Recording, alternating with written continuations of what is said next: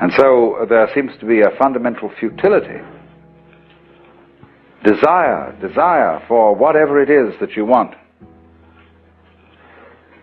But behind this, the intention of studying desire, seeing whether one can discipline desire, whether one can curb it,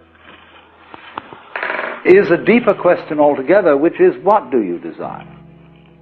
What makes you itch? What sort of a situation would you like? Let's suppose, I do this often in vocational guidance of students. They come to me and say, well, we're getting out of college and we haven't the faintest idea what we want to do. So I always ask the question, what would you like to do if money were no object? How would you really enjoy spending your life? Well, it's so amazing. As a result of our kind of educational system, crowds of students say, well, we'd like to be painters, we'd like to be poets, we'd like to be writers, but as everybody knows, you can't earn any money that way.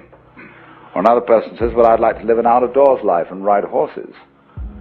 I said, do you want to teach in a riding school? Let's go through with it. What do you want to do? When we finally got down to something which the individual says he really wants to do, I will say to him, you do that. And forget the money. Because if you say that getting the money is the most important thing, you will spend your life completely wasting your time. You'll be doing things you don't like doing in order to go on living, that is, to go on doing things you don't like doing, which is stupid. Better to have a short life that is full of what you like doing than a long life spent in a miserable way. And after all, if you do really like what you're doing, it doesn't matter what it is, you can eventually turn it, you could eventually become a master of it. It's the only way to become a master of something, to be really with it. And then you'll be able to get a good fee for whatever it is. So don't worry too much.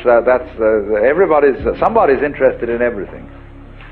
And anything you can be interested in, you'll find others who are. But it's absolutely stupid to spend your time doing things you don't like in order to go on spending things you don't like, doing things you don't like, and to teach your children to follow in the same track.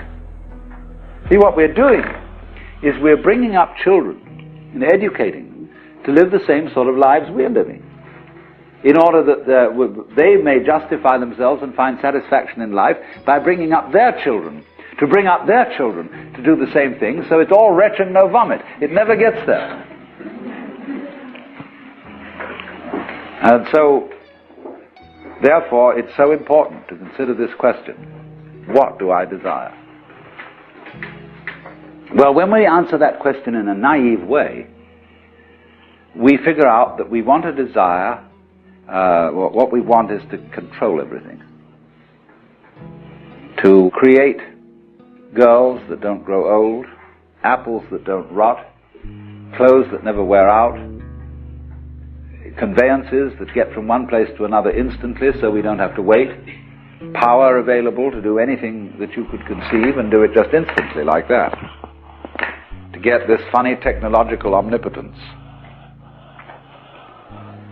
But if you take time out to think about that and really go into it with your full strength of imagination and find out whether that's where you want to be,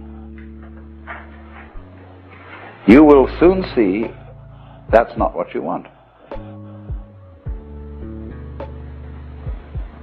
Because the moment you have a situation where you are really in control of things, that is to say, in which the future is almost completely predictable, you will see, as I said last night, that a completely predictable future is already the past. You've had it. And that's not what you wanted. You want a surprise. And you don't know what that's going to be, because obviously it wouldn't be a surprise if you did. You want a pleasant surprise. But like you say, what sort of a surprise would be pleasant? And you can't really answer that. Because you know, if there are to be such things as pleasant surprises, there must also be unpleasant surprises. There must be rude shocks. So you're like somebody taking one of those wishing well boxes, tubs, where you fish in and you bring out a package. And you don't know whether you've got a dead rat in it or a new camera. And that's the way, that seems to be the thing that really excites people.